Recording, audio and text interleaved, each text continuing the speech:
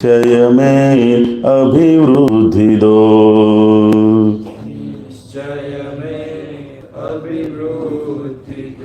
जय सच्चिदानंद,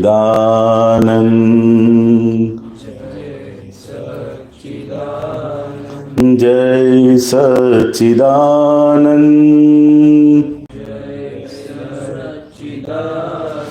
जय सच्चिदानंद,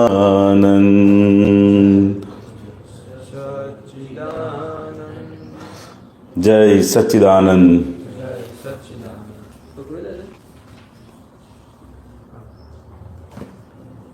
ચાલો પહેલા શું વાત થઈ હમણાં આગલા સેશનમાં?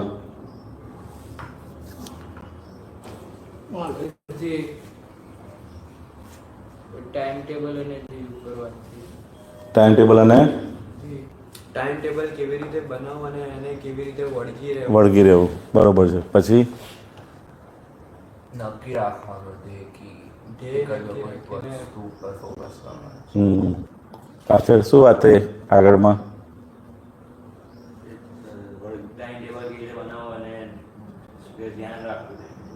બરોબર છે. ડાયવર્ટ ના થવું જોઈએ. ટાઈમ ટેબલ તમે બનાવ્યું છે કશું? ટાઈમ ટેબલ હોવું જોઈએ કે ના હોવું જોઈએ? કહો પહેલાં. હોવું જોઈએ ને. કોઈ પણ વસ્તુ આપણે અચીવ કરવી તો પહેલાંનું ટાઈમ ટેબલ જોઈએ. શું જોઈએ એનું? Time table. કે આટલા ટાઈમમાં આટલું રોડ મેપ કહે એને. શું કહે એને? રોડ મેપ કહે. સમજાય ને? એટલે દરેક જણે જે પ્રમાણે પોતે ભણતા હોય કે કરતા હોય તે પ્રમાણે એને પોતાનું એક શિડ્યુલનું ટાઈમ ટેબલ બનાવી દેવાનું. તમે જે પ્રમાણે બધી જ વસ્તુ અંદર આવી જતો અને એને ફોલો કરવાનું. એને શું કરવાનું? એને ફોલો કરવાનું. બરાબર? બહુ સરસ. પછી બીજી શું વાત થઈ? એ 3-4 પોઈન્ટ પર વાંધો નહીં. તમારે કંઈ વાતચીત કરો તો પ્રશ્ન પૂછો તમે.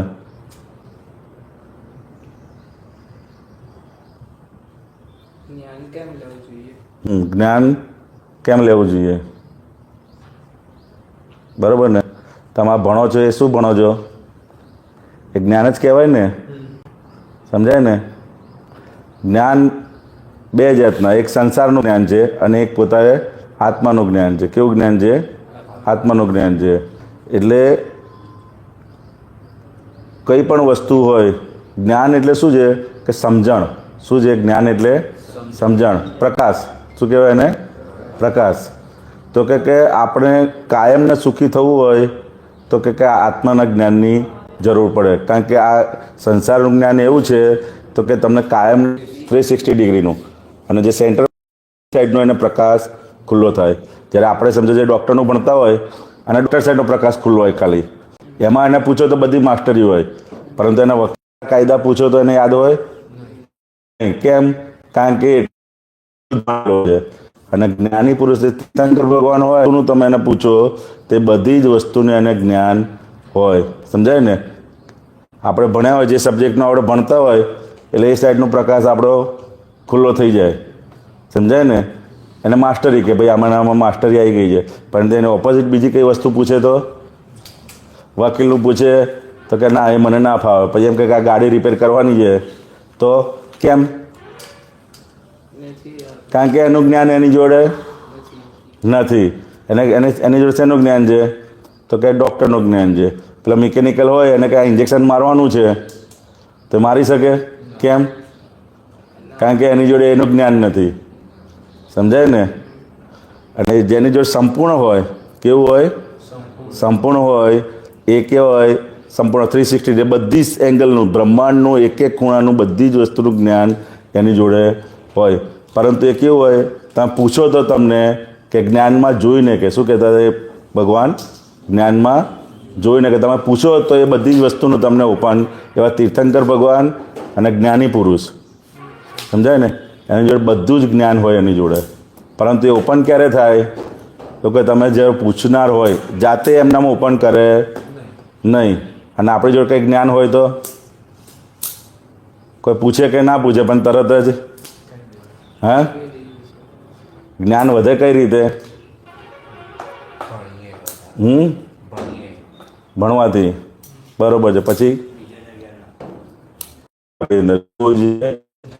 ક્યાં એ જિજ્ઞાસા વૃત્તિ. બીજું તો કે પહેલાં પેલું જ્ઞાન વધે કઈ રીતે? તો જ્ઞાનનો વિનય કરવાથી વધે. શેનાથી વધે? જ્ઞાનનો વિનય કરવાથી જ્ઞાન ઓટોમેટિકલી જ વધતું જાય. આપણે શું છે અત્યારે જ્ઞાન અને જ્ઞાનની વસ્તુઓ એનો પણ વિનય થઈ શકતો નથી. એ દરેક વસ્તુ જેમાંથી આપણે જ્ઞાન પ્રાપ્ત કરવાનું છે ને એ દરેક વસ્તુનો એક વિનય હોવો જોઈએ. શું હોવો જોઈએ? વિનય. એટલું એ ઓટોમેટિકલી જ આપણી અંદર આવી જશે. સમજાય ને? પેલો એક નગરની અંદર એકદમ એક્સપર્ટ ક્વોલિટીનો ચોર હતો. ક્યારે પકડાય ને? એક રાજાનું આખો રાજમહેલ હતો ને, રોજ એના રાજમહેલમાંથી 8 થી 9 કેરી હોય ને, કેરી એ ટાઈમમાં કેરી આવતી હતી, બેસ્ટ પ્રકારની કેરી એ ઉગે અને પેલો ચોર રોજ એ ચોરી જાય. સમજાય ને? ડેલી ક્યારે પકડાય ને? એક્સપર્ટ ક્વોલિટીનો ચોર હતો. પણ બાય ચાન્સ એક દિવસે એ પકડાઈ ગયો. શું થયું? એક દિવસે પકડાઈ ગયો. એટલે રાજાને થયું કે સાલો આટલો હોશિયાર માણસ છે, ક્યારે પકડાતો નથી, બરાબર? તો આની જોડે કંઈક સમજણ હશે. શું હશે? કંઈક સમજણ હશે. એટલે એને કીધું કે તું પકડાઈ ગયો છું, તારે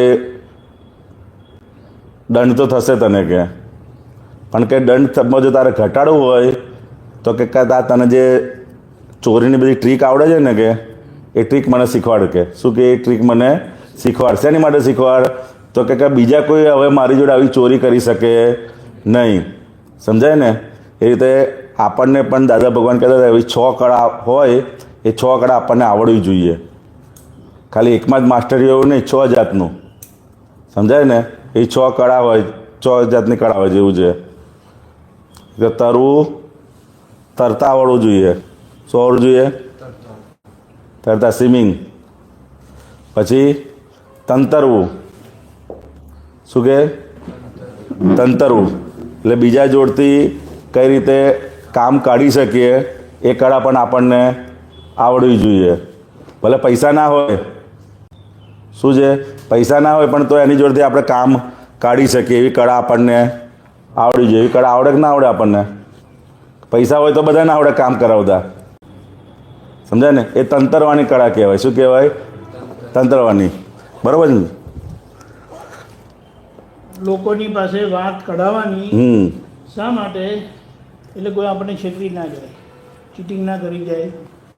લોકો એમ કરીને કરે છે ને, એટલે જે આપણને ફસાવા આવેલા હોય ને એ પોતે જ ફસાઈ જાય. તરવાની કે તંતરવાની. પછી તસ્કરવાની. તસ્કરવું એટલે શું? તો કે ચોરી કરવાની. શું કીધું? ચોરી કરવાની. એ કળા પણ આપણે જાણકાર હોવા જોઈએ. કેમ? તો કે કોઈ આપણી જોડેથી ચોરી થઈ જાય નહીં. ચોરી કરવા આવ્યો હોય ને તો ચોરી કરવા આવે ને તેની નજર આમ કરી જાય. આપણી જોડે વાત કરે પણ કરે એટલે આપણને ખબર પડે આ કંઈક બીજું કામ કરવા આવ્યો છે. દેખાય છે કામ કરવા નથી આવ્યો એમ કરીને. પછી કલમ. લખતા. એટલે લખતા પણ લખવાનું કેવું? તો કે આપણે પકડાય નહીં એવું. કેવું લખવાનું? કે આપણે પકડાય નહીં એવું લખવાનું. એ કળા છે. શું છે? એ કળા છે. બાકી આપણે તો લખી નાખીએ કે આમ છે, આમ છે, આમ છે, તો પેલો 4 જગ્યાથી આપણને પકડાય. ભાઈ તમે જ લખેલું છે આ જુઓ. સમજાય ને? કલમ. પછી કળછી. કળછી એટલે રાંધતા આવડવું જોઈએ. શું આવડવું જોઈએ? આમાંથી કેટલા રાંધતા આવડે? રાંધવાની કળા પણ આપણને આવડવી જોઈએ. કે આપણે કોઈને સરેન્ડર પડે. શું છે? કોઈ દિવસ કોઈને સરેન્ડર થવું પણ આપણે અંદર આવડવું જોઈએ. રાંધતા શીખી લો ને આપણને થાય એટલું ભલે શાક, રોટલી, દાળ ભાત. સમજાય ને? એ કળા પણ આપણને આવડવું જોઈએ. કલમ, કળછી અને બરછી એ પેલી તલવાર એટલે લડવાની કળા પણ. શેની માટે? તો કે પોતાનો બચાવ કરી શકીએ. શું કરી શકીએ? પોતાનો. સમજાય ને? જાતની કળા દાદા કહેતા હતા કે આપણને બધાને અંદર હોવી જોઈએ. સમજાય ને? તરવું, તંતરવું, તસ્કરવું, કલમ, કળછી અને બળછી. આ 6 વસ્તુની કળા જો ના હોય તો આપણે અંદર થોડો કેળવો એવો કોઈ સ્કોપ મળે સમજાય? એવો કોઈ સ્કોપ મળે તો એ તરત એ આપણે અંદર ડેવલપ કરવાનું, કે એ કરવાથી આપણી અંદર એ કળા ધીરે ધીરે ખીલતી જાય. શું થાય? ખીલતી જાય. લખવાનું હોય એ કળા અંદર ખીલતી જાય. સમજાય ને? એવું છે. આગળ વાત કરો. KKBTTT કલમ કડચી તરવું તસ્કરું તંતરું. KKBTTT એટલે આપણે કહેવાનું છે શું? જો આપણે કંઈક રીતે નક્કી કરેલું હોય, બોલતા યા બહાર બોલીએ એટલે બહાર લોકોને સંભળાય એવું ના બોલાય. ખબર પડી? હવે આ જીવન છે એમાં કંઈક વસ્તુ થઈ શકે, કંઈક વસ્તુ થઈ શકે. બરાબર છે? અને કોઈ આવું કે બોલે ને એટલે છપાઈ જાય. બોલવાનો ભાગ શબ્દ શસ્ત્ર છે, સમજી વિચારીને વાપરવું. નહીં તો એ શસ્ત્ર તમારું જ આંસળ કાઢી નાખે. આંસળ કાઢી નાખે કે ને. એનો દાખલો આપું. શિવપુરાણમાં એક એપિસોડમાં એવું આવે છે કે શિવજીને ડર લાગે છે કે સતી જોડે લગ્ન તો થઈ ગયું એમનું, પણ કે સતી અધૂરી છે. અધૂરી છે એટલે છે આદ્ય શક્તિ, એટલે બધી શક્તિ આપણે બધાની અંદર, આપણે બધા આદ્ય શક્તિના સ્વરૂપ છે, પણ હજી પરિપક્વ નથી થયેલા. પરિપક્વ નહીં થયેલા હોય ને એટલે કંઈ પણ ભૂલો કરી નાખીએ આપણે. હવે કેવી ભૂલો? બોલીને ખોટું નક્કી કરવાની ભૂલ. એટલે એમણે એમ કીધું કે કોઈ પણ બે વ્યક્તિ અને પતિ પત્ની ખાસ કરીને કોઈ પણ સંબંધ ટકવા માટે કે ટકાવવા માટે 3 વસ્તુ બહુ જરૂરી છે. પહેલી વસ્તુ, કોઈ છુપાવી નહીં. તમે મિત્ર છો, સંબંધમાં છો અને બહુ ક્લોઝ મિત્ર છે કે પતિ પત્ની છે, તો એ લોકો એકબીજાની પાસે પોતાની વસ્તુ છુપાવે તો ચાલે? સંબંધ રહે ના રહે? છુપાવવું. બીજું, જેમ છે તેમ ના કહેવું. છુપાવવું એટલે મૌન રહેવું, નહીં બોલવું તે. અને જેમ છે નહીં બોલવું, બીજી રીતે બોલવું. એટલે હોય કાળું ને કે સફેદ છે, સમજણ પડી? એટલે જૂઠું નહીં બોલવું ટૂંકમાં. અને ત્રીજું, આજ્ઞામાં રહેવું. તો એક સિચ્યુએશન એવી આવી, આટલી આ વાત એમણે કીધી તો આપણો સંબંધ ટકી રહેશે, એટલે આપણે સાથે કાયમ રહીશું એમ કરીને. શક્તિ અને શિવ સાથે રહીશું. એક સંજોગ એવો આવે છે કે જ્યાં સતીના પિતાશ્રી પપ્પા દક્ષ પ્રજાપતિએ યજ્ઞ રાખ્યો મોટો, અને એમણે શિવજીને આમંત્રણ નહીં આપ્યું, કારણ કે એમને એમના માટે બહુ અભાવ હતો, બહુ તિરસ્કાર હતો. અભાવ પણ નહીં, તિરસ્કાર હતો. એટલે જોઈએ જ નહીં મને એમ કરીને. હવે પરણેલા નહોતા ને ત્યાં સુધી સતી એમની 7મી પુત્રી હતી, અને એ બહુ દિવ્યતાવાળી હતી, દિવ્ય ગુણવાળી હતી. એટલે એના વગર એનું જે પહેલો મંત્ર ઉચ્ચારણ કરે ને ત્યાર પછી જ દક્ષ પ્રજાપતિ એમનું યજ્ઞ કરતા હતા, આજ લગી. હવે કે પપ્પા યજ્ઞ કરી રહ્યા છે અને શિવજી નથી બોલાવતા, તો મારાથી પણ નહીં જવાય. પણ કે મારે તો જવું પડશે, નહીં તો પપ્પાનો યજ્ઞ પૂરો નહીં થાય, સફળ નહીં થાય. એટલે જાય છે એકલા. શિવજીએ ના પાડી. પણ હવે આજે આ વાત કરીને 3 એમને કીધું કે આપણો સંબંધ સચવાઈ રહેશે, ત્યારે એ બોલેલા, સતી બોલેલા. ધ્યાન આપજો હા અહીંયા, કે હું તમારી આ આજ્ઞા પ્રમાણે રહીશ, સમજણ પ્રમાણે રહીશ, પણ જે દિવસે હું આ સમજણ પ્રમાણે નહીં રહીશ ને તે દિવસ મારો છેલ્લો દિવસ હશે, એવી એ બોલી દીધું. એટલે આ વાત થઈ ને, કારણ કે અહીંયા એમણે શિવજીની આજ્ઞા વગર હટ કરીને ગયા, એટલે ત્યાં જ એ ભૂલ થઈ હતી. એટલે એંધાણ આવી ગયા શિવજીને કે ત્યાં જઈને કંઈક અનર્થ થશે. એમને બહુ વિનંતી કરી, એમણે પાછળ નંદીજીને પણ મોકલ્યા કે ગમે તેમ કરીને પાછા લઈ આવજો, કંઈક એવી વસ્તુ બને ને તો એને લઈ આવજો. પણ પરિસ્થિતિ જેવી બનીને ત્યાં એમણે પોતે આત્મહત્યા કર્યો.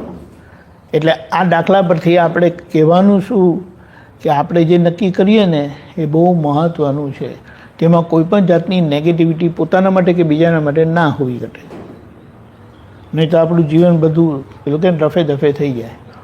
હું નક્કી કરું કે મારી જોડે જો હસમુખ આનંદ બરાબર નહીં ને તો એને આમ કરી નાખીશ ને તેમ કરી નાખીશ. ઓફિસમાં કેવું થાય, જે સાહેબ હોય તેણે નક્કી કર્યું કે આ માણસ કામ નહીં કરે ને તેને કાઢી મૂકવાનું, એટલે ઘણા લોકોને એ લોકો રીતે કાઢી મૂકતા હોય છે. હવે જે માણસ કામ કરવા આવ્યો છે ને તે નકામો તો નથી જોતો, એને કંઈ ક્વોલિફિકેશન હશે ત્યારે તો એને એપોઇન્ટમેન્ટ આપી, જોબ આપી, પણ દરેકની કામની સ્કિલ હોય, આવડત હોય. એટલે કોઈ આ કામમાં સારું હોય તો આ કામમાં ખરાબ પણ હોય, અને આ કામમાં ખરાબ છે એટલે આ કામમાં સારું નથી એવું નથી. એને બીજું ઓપનિંગ આપવું જોઈએ. તો એ જ વ્યક્તિ આટલા ક્વોલિફિકેશનવાળા છે તો તમારી કંપનીને ઉપયોગી રહેશે, થઈ રહેશે. એટલે દાદા ભગવાને કોઈને પણ એપોઇન્ટ કર્યા ને એમને ક્યારેય કાઢી મેલ્યા નથી. એમને બધી ઓપોર્ચ્યુનિટી આપી, બધી સ્કોપ આપ્યો, અને પછી એ સક્સેસફુલ નહીં ગયા તો એમણે કાઢ્યા નહીં, એ પોતે જ જતા રહ્યા કંટાળીને. પણ એ કંટાળીને જતા રહ્યા એવું વાતાવરણ એમને સર્જાયું નહોતું. ત્યારે કંપનીમાં શું કરે ખબર, કોઈને કાઢી મેળવા હોય ને તો એને કામ આપવાનું બંધ કરે, નહીં તો એને કે એકદમ થર્ડ ક્લાસ કામ આપે, એટલે પેલા કંટાળીને રેઝિગ્નેશન આપીને જતા રહે. પણ આ વાત સમજવાની, આપણે બોલ શબ્દ બહુ મહત્ત્વનો છે. એટલે દાદાએ પ્રાર્થનાઓ આપી છે, ખબર છે તમને લોકોને? દાદાએ પ્રાર્થના આપી છે ખબર, ત્રિમંત્ર આપ્યું છે. નહીં, મને પેલું પાણી જોઈતું હતું. Okay fine. દાદાએ પ્રાર્થના આપી છે. શું છે? એ પોતાના માટે જ પોતે પ્રાર્થના સ્વરૂપે પોતે બોલે છે, અને એનાથી અવળા શબ્દ ઉચ્ચારણ કરવાથી આપણું જીવન બધું અસ્તવ્યસ્ત થઈ ગયું. હવે આ પ્રાર્થનાઓ દિલમાં રાખવાથી, હૃદયમાં રાખવાથી આખું પરિવર્તન લાવશે. સમજાયું? એને એમ કહેવાય કે અજ્ઞાની લોકો જોડે રહીને આપણે બધું અજ્ઞાન ગ્રહણ કર્યું, મેળવ્યું, પ્રાપ્ત કર્યું, શીખ્યા. હવે જ્ઞાનીની સમજણ પ્રમાણે આપણે જીવી જઈએ, તેમાં આ વસ્તુ ખાલી પ્રાર્થના જ કામ કરે. એમાં દાદાએ 5 પ્રાર્થનાઓ આપી છે. ત્રિમંત્ર, નમસ્કાર વિધિ, જ્યારે સવારે બોલ્યા ને 9 કલમો, શુદ્ધાત્મા પ્રત્યે પ્રાર્થના, અને દાદા ભગવાનના સિંહ જય જયકારો, અડધો કલાકમાં પતી જાય. તમે 40 વાર નહીં બોલો ને, રજાને દિવસે 40 વાર બોલો, બાકી આખા દિવસમાં તમે તમારી આ 5 પ્રાર્થનાઓ છે ને જો એ કરીને તમે 6 મહિના કરી જુઓ. અખતરા આપણે બહુ કર્યા છે, આ 6 મહિના કરી જુઓ અને જુઓ તમારામાં કેવું પરિવર્તન આવે છે. ગાંડા થઈ જશો. તમે જે ચાહો ને, આપણી સંકલ્પ શક્તિ કેમ રૂંધાય છે કે ઓબ્સ્ટ્રક્ટ થાય છે?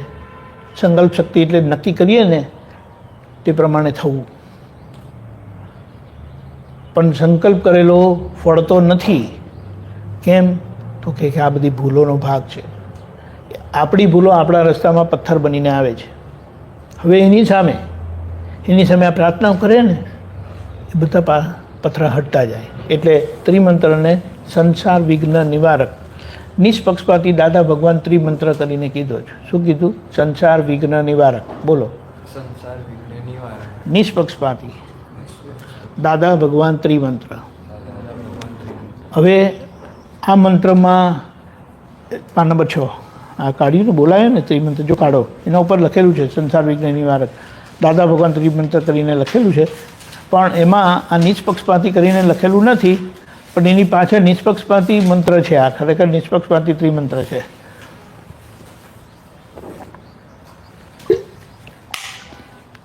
પક્ષપાતી હોય ને એ પક્ષ કર્યા વગર રહે નહીં. અને હું આમનો પક્ષ કરું ને તો બીજા લોકોનો મેં વિરોધ કર્યો આવી જ જાય બાય ડિફોલ્ટ. એટલે જ્યાં પક્ષપાતનું ઝેર છે ને ત્યાં એ માણસ દુઃખી થાય, કારણ કે એના પક્ષપાતના ઝેરના લીધે એ કંઈક લોકોને દુઃખી કરવાના, કંઈક લોકોનું નુકસાન કરવાના, કંઈક લોકો માટે અભાવ તિરસ્કાર કરવાના, આડાવડા ભાવ કરવાના. અહીંયાથી કોઈ પણ અવળો ભાવ થાય નેગેટિવ, તે પાછો સેટલમેન્ટ માટે અહીંયા આવશે. એનો રૂલ છે. એટલે અહીંયાથી જે જાય બોલવાથી, કરવાથી, વિચારવાથી એના પર ધ્યાન રાખવાનું છે. અને આ પ્રાર્થનાઓ કરવાથી આપણી જાગૃતિ વધે. એક લેવલની એટલી હાઈ ક્વોલિટીની જાગૃતિ આવે ને કે નાનામાં નાની નેગેટિવિટી આપણી અંદર ઊભી થાય ને તરત અંદર લાઇટ થાય, ભૂલ થાય છે. એટલે એનું આપણે શું કરીએ છે, જે જેમ કે કચરો જોઈ તો ઉચકીને આપણે ડબ્બામાં નાખી દઈએ ને, એવો કચરો આપણને દેખાતો જાય, ભૂલો દેખાતી જાય, આપણે એ ભૂલોની માફી માંગીને ચોખ્ખી કરતા જઈએ. ચોખ્ખી કરતાં એક પરિસ્થિતિ એવી આવે કે તમને આગળના માર્ગનું માર્ગદર્શન મળે. સમજાયું? એટલે આજે આપણે કોઈ પણ ધર્મ કરતા હોય, વૈષ્ણવ ધર્મ કૃષ્ણ ભગવાનને માનતા હોય, સ્વામિનારાયણ ધર્મ માનતા હોય, મુસલમાન કે અલ્લાહને માનતા હોય, જરથોસને માનતા હોય, કોઈ રામ ભગવાનને માનતા હોય, આ બધા અવતાર થઈ ગયેલા. કૃષ્ણ ભગવાન થઈ ગયેલા, દાદા ભગવાન થઈ ગયેલા, પણ દાદા ભગવાન પાસે જ્ઞાન પ્રાપ્ત કરેલા બધા હાજર છે. સમજાય છે? જેમ કૃષ્ણ ભગવાને અર્જુનને જે દિવ્ય દર્શન કરાયેલું, હવે જો અર્જુન જેવા કોઈ અહીંયા હોય ને તો કૃષ્ણ ભગવાન જીવતા છે. કારણ કે એ જ વસ્તુ કૃષ્ણ ભગવાનની એ અર્જુન જેમ છે તેમ આપણને કહી શકશે, બતાડી શકશે, કદાચ કરાવી પણ શકે. સમજાયું? રામ ભગવાને હનુમાનજીને આ દર્શન કરાવેલા. હવે જો હનુમાનજી અહીંયા હોય ને દેહ કરીને, એમનું સત ઘણા વર્ષો લગી ચાલવાનું છે. એટલે હનુમાન ચાલીસાને બધું કામ કરે છે ને આજે, એની પાછળનું કારણ આ છે. પણ એ જો આજે દેહ કરીને હાજર હોત ને તો જે વસ્તુ એમને રામ ભગવાન પાસે મળીને એ આપણને આપી શકત. સમજાયું? મહાવીર ભગવાને આ દર્શન ગૌતમ સ્વામીને કરાવેલું. હવે ગૌતમ સ્વામી જેવા જો કોઈ હોય આજે તો એ જ મહાવીર ભગવાનનું દર્શન આપણને પ્રાપ્ત થાય. એ રીતે દાદા ભગવાન થકી પ્રાપ્ત થયેલું દર્શન મહાત્માઓમાં છે. હવે જેમ જેમ મહાત્માઓની એને શું કહેવાય અનુભવ દશા ખુલ્લી થતી જશે ને એ લોકોના અમારામાં ફેર નથી. અમારે તો એક એડિશનલ દાદાની કૃપા થયેલી, દાદાના આશીર્વાદ હતા એટલે અમારા ભાગે આ વાત આવે. બાકી જે મહાત્મા જે છે આજે એમનો અનુભવ એ કોઈને શેર કરી શકે છે અને બીજાને લાભ થાય એવું છે. સમજાયું? એટલે આ પ્રાર્થનાઓ છે, એટલે આ ત્રિમંત્ર છે. આજે કોને તકલીફ નથી બને કહો? કઈ તકલીફ હોય? શારીરિક, માનસિક, વ્યવહારિક સંબંધોના ઝઘડા, કામ ધંધાના ઝઘડા, પૈસા કમાવાના ઝઘડા નથી હોતા? તકલીફ બધાને હોય. એટલે નામે રોગ તો આજે ગમે ત્યાંથી બેસી જાય. કારણ કે કઈ વસ્તુમાં ભેળસેળ નથી કરતા, તેમાં ખાવામાં તો વિશેષ 3 વખત ખાધા વગર ચાલતું નથી આપણે, અને બધું ભેળસેળવાળું આપણે ખાઈએ છીએ. આ શરીરની શું હાલત થાય? પેટ્રોલની ગાડીમાં ડીઝલ નાખે તો શું થાય? એન્જિન જતું મુંબઈની ભાષામાં એમ કે ગાડીની વાટ લાગી જાય. ફિનિશ, ગાડી બીકમ્સ યુઝલેસ.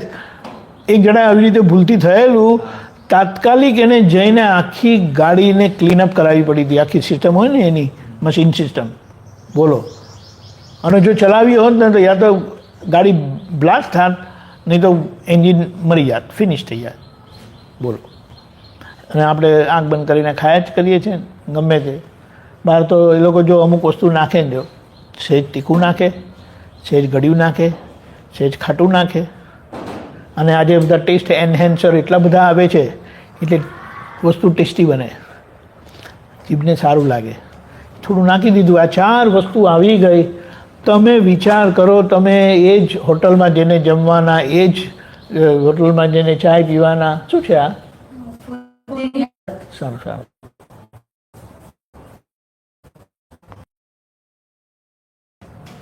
અમારા માટે સમજાયું? એટલે હવે જો આપણે બહાર ખાવાનું ખાઈએ એમાં 4 વસ્તુ નાખેલી હોય ને, કોઈ પણ વસ્તુ તમને સારી લાગશે. પછી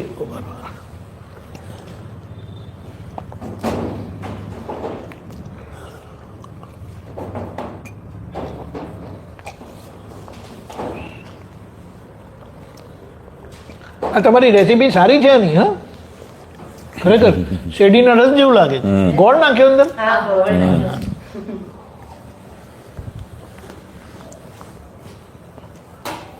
છે કરવી છે? ના, સારી વસ્તુ એટલે પીપી નહીં કરવાની, આઈ મીન પિયા નહીં કરવાની. ખબર પડી? હવે તમે જો આટલું સાચવી લીધું ને, એક દાખલો આપું. દાદા ભગવાને એક મહાત્મા એમની પાસે જ્ઞાન લીધેલું અને બહુ વિદ્વાન હતા. તો પણ પછી દાદાએ કીધું કે તમે આજે 20 વર્ષ લગી નોનવેજ ખાધું છે ને, તે કે એનાથી જે આવરણ આવે છે એ આવરણના કારણે એમ કહે કે હજી 20 થી 25 વર્ષ તમે નહીં ખાઓ તો એ કચરો બળી જતા 20 થી 25 વર્ષ લાગશે. બોલો, એટલે આ ખાવાનાની કેટલી મહત્વતા છે ને એ દાદાએ ખુલ્લી કરી. એટલે આ બધું ધ્યાન રાખવાનું. પણ બધું આજે ત્રિમંત્ર એટલે આપણી મુશ્કેલીઓ વિઘ્ન ટાળવા માટેનું આ મંત્ર છે. મંત્રમાં કશે એવું લખેલું નથી કે આ વૈષ્ણવનો મંત્ર છે કે જૈનનો મંત્ર છે કે શિવજીનો મંત્ર છે કે હિન્દુનો મંત્ર છે. મંત્ર એટલે જે મનને શાંત કરે, મનને તારે, મનને સમાધાન આપે, મનના સોલ્યુશન લાવે એ મંત્ર. અને આ તો જે દાદા ભગવાન પોતે 40 વર્ષ લગી કરેલું ને તે આપણને આપ્યું છે. બોલો, એટલે જબરજસ્ત. જેમ કે ને જે દવા દાદાએ પીધી છે એ દવા આપણને આપી છે. એટલે તમે બીજું બધું કરતા તે બંધ નથી કરવાનું. તમે જે કરતા તે કરો, આ એડ કરી નાખો. જેમ આપણે કહીએ ને, આપણે આ બધું ખાતા જ હોય છે, પણ ખાતાની સાથે કોઈ તકલીફ થઈ હોય તો આપણે દવાની ગોળી લઈએ છીએ ને, તેવી રીતે આ બીજી બધી તકલીફોને દૂર કરવા માટે દાદાએ જે દવા આપી છે તે ભેગી એડ કરી દેવાની. આનાથી નુકસાન નથી જવાનું. આ તો દાદાએ પોતે પ્રૂવન છે, ટેસ્ટેડ છે. એટલે આને સંસાર વિઘ્ન નિવારક નિષ્પક્ષપાતી દાદા ભગવાન ત્રિમંત્ર કે નિષ્પક્ષપાતી બનાવે. અને સુખ અને શાંતિ અને મોક્ષે કોણ જાય? જે નિષ્પક્ષપાતી હોય. જેનામાં પક્ષપાત છે તેને સુખ શાંતિ મળે નહીં. એટલે જીવન વ્યવહારમાં એમને શાંતિ ના મળે, સુખી ના થાય, અને મોક્ષ પણ દરવાજો એમના માટે બંધ થઈ જાય. કારણ કે પક્ષપાતનું ઝેર એ તમે બધા લોકો જોડે કંઈક વેર બંધાવે. અને જ્યાં પક્ષપાત છે તો ત્યાં કંઈનું કંઈ આડંબર, ખોટો દેખાવો ને બધું ભૂલો થવાની, અને એ પોતાને પણ નુકસાન કરે ને બીજાને પણ નુકસાન કરે. એ છે. પછી જો બીજું છે નમસ્કાર વિધિ છે. આજે આપણે કોઈ સાધુની અવળી વાત સાંભળીએ તો આપણને એમ થાય કે આ સંત આવા છે, ફલાણા સંત તેવા છે. પછી એવામાં કોઈ સારા પણ આવે ને તો આપણે એને પણ એમના જોડી દઈએ કે આ બધા સાધુડા બધા એવા જ છે યાર, કંઈ કોઈના પાસે જવાનું નહીં. તો આપણાથી અજાણતા પણ જે દોષ આવી રીતે થઈ જાય, આપણને જ્યારે એવા માર્ગદર્શક આપણા જીવનમાં જોઈએ ને ત્યારે આપણને મળે નહીં. એટલે નમસ્કાર કરવાથી આરાધના થાય. અને આવા મોટા પુરુષના માટે ગમે તેમ અભાવ તિરસ્કાર કરેલો હોય ને તો એનાથી એને વિરાધના કહેવાય. તો વિરાધનાનો દોષ આવી રીતે નમસ્કાર કરવાથી આરાધના થાય, ને આરાધનાથી વિરાધનાનો દોષ મટી જાય. આમ બોલો કેટલું કામનું છે, દાદાએ આપ્યું. પછી આગળ 9 કલમો છે.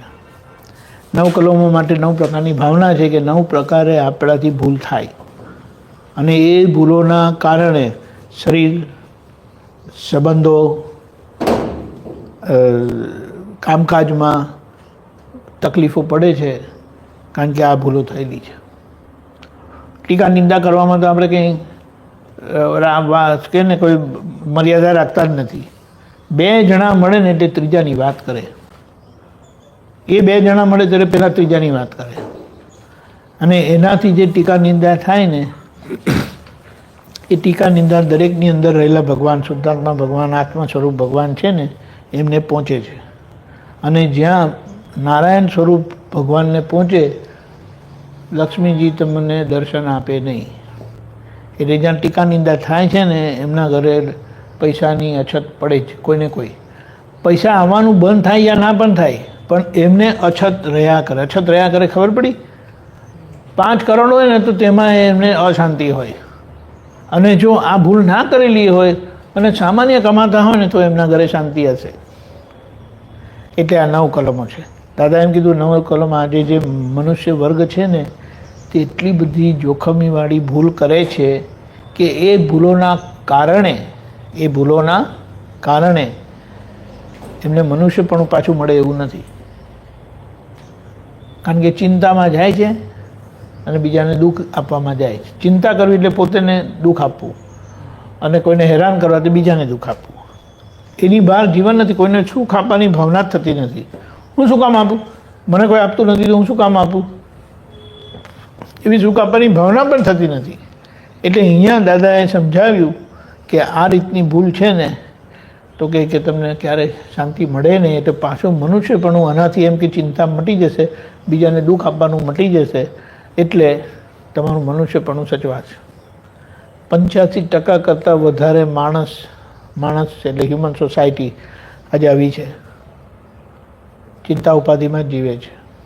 હવે બોલો, કેટલીક પરિસ્થિતિ આપણા ઘરમાં જ આપણે જોતા હોઈએ તો હવે આપણે શું કરવાનું? તો કે આ કરશો ને તેનાથી એ દોષો ધોવાતા જશે, તમને ભૂલ સમજાતી જશે, એ બધા ભૂલવાળા દરવાજા બંધ થતા જશે, તો એ જ આપણે શાંતિ લાવશે. 3 વખત કરવા કીધું છે, સવાર, બપોર, સાંજ. પછી શુદ્ધાત્મા પ્રત્યે પ્રાર્થના.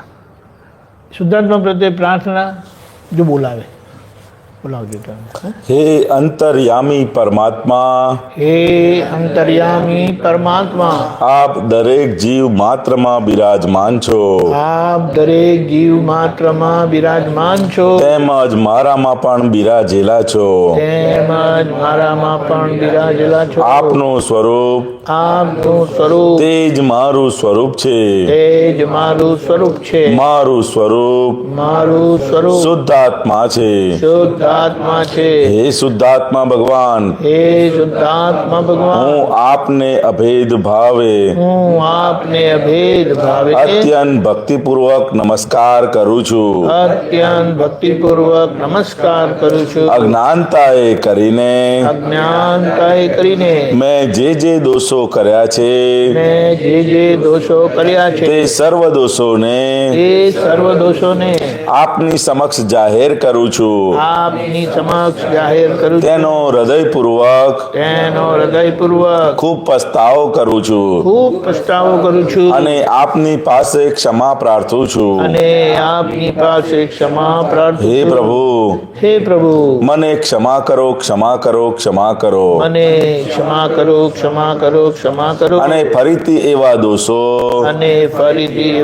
ક્યારેય પણ ન કરો, એવી આપ મને શક્તિ આપો. હે શુદ્ધાત્મા ભગવાન, આપ એવી કૃપા કરો કે અમને ભેદભાવ છૂટી જાય અને અભેદ સ્વરૂપ પ્રાપ્ત થાય. અમે તમારામાં અભેદ સ્વરૂપે તન્મયાકાર રહીએ. જય સચ્ચિદાનંદ. અંદરના ભગવાન, જે શુદ્ધાત્મા ભગવાન છે, જે આપણું સ્વરૂપ છે, એમની પાસે આપણે પ્રાર્થના કરીએ, ભૂલો ઇકરાર કરીએ છીએ, એક્સેપ્ટ કરીએ છીએ, આલોચના કરીએ છીએ, માફી માંગીએ છીએ અને ફરી એવું નહીં કરવું એવું નક્કી કરીએ છીએ. અને છેલ્લા પ્રાર્થના કરીએ કે ભેદભાવ છૂટી જાય અને અભેદ સ્વરૂપ પ્રાપ્ત થાય. આ પ્રાર્થના જબરજસ્ત છે. ભૂલો ધોવાય અને આગળ પ્રાપ્તિ થાય. જે કૃષ્ણ ભગવાને અર્જુનને આપેલું, જે રામ ભગવાને હનુમાનજીને આપેલું, જે મહાવીર ભગવાને ગૌતમ સ્વામીને આપ્યું, જે દાદા ભગવાને અમને બધાને આપ્યું, એ બધું તમને મળે. અને એ મળ્યું, કામ થઈ ગયું. અને ત્યાં સુધી આ પ્રાર્થનાઓ તમારો વ્યવહાર પણ સુધારશે. એટલે ભણતા હોય તો ભણવામાં રિઝલ્ટ બધું, કોન્સન્ટ્રેશન બધું સરસ થાય. આડોઅવળી ભૂલો બધી ના થાય. પપ્પા મમ્મી જોડે આપણો વ્યવહાર સરખો થાય. કારણ કે પપ્પા મમ્મી જોડે તો આજે આપણે કોઈના ઘરે જઈએ ને તો ડર લાગે, બાપરે આ છોકરાઓ કેમના રહી છે આવી રીતે પપ્પા મમ્મી સાથે. અને પપ્પા મમ્મી પણ સંજોગોના ધક્કામાં ફસાયેલા છે, એટલે કંઈ કહી શકતા નથી, કરી શકતા નથી. એમને એમ જ છે કે આપણે પૈસા આપ્યા ને છોકરાઓને, એટલે પૈસા ફરવા ખાવા પીવામાં આપણે એમને એ કર્યું, એટલે આપણે આપણી જવાબદારી પૂરી કરી દીધી. હવે ખરેખર સંસ્કાર પ્રાપ્ત કરવા એટલે શું કરવું, શું નહીં કરવું, કઈ સમજણે જીવવું, એ બહુ મહત્ત્વનું છે. એ જો આવ્યું ને તો આ બીજી બધી વસ્તુ પૈસા ખાવા પીવાનું રહેવા કરવાનું વસ્તુ બધી વસ્તુ એની મેળ ખેંચ્યા છે પણ લોકોને એ સમજણ નથી એટલે આ બધું આપે છે પણ સંસ્કાર બાજુ પર રહી જાય છે અને દાદાએ આ બધી વસ્તુ આપી છે એનાથી આપણા એટલા ઉચ્ચ કોટીના સંસ્કાર થાય કે આપણો જીવન વ્યવહાર સરખો થાય અને સાથે સાથે મુક્તિનો માર્ગ એ મળે. બાકી આને કળિયુગ કહેવાય છે. કળિયુગમાં મુક્તિ થઈ શકતી નથી પણ અપવાદ માર્ગ દાદા ભગવાન થકી ખુલ્લો થયેલો છે કે એ જો પ્રાપ્ત થઈ ગયો તો આ કળિયુગમાં પણ તમને મોક્ષનો સિક્કો વાગે. બોલો આવું છે. એટલે હવે તમે કંઈ પૂછવા જેવું લાગે તો ડરવાની જરૂર નથી પણ પૂછો તો સમાજ પ્રાર્થના પતી જાય. નમસ્કાર વિધિને 8 મિનિટ લાગે. તો 5 વખત બોલે કેટલો વાર અડધા કલાકમાં તો બધું ફિનિશ પણ અડધા કલાકમાં આપણે જે આપણી અંદર જે અમૃત નાખીએ છીએ એના અંદર બધું ઝેર નીકળી બધું એને શું કહેવાય એને એલિમિનેટ કરી નાખીશું કે ક્લીન થઈ જશે ક્લીન થઈ જશે. ક્લીન થઈ જશે. બિલકુલ બિલકુલ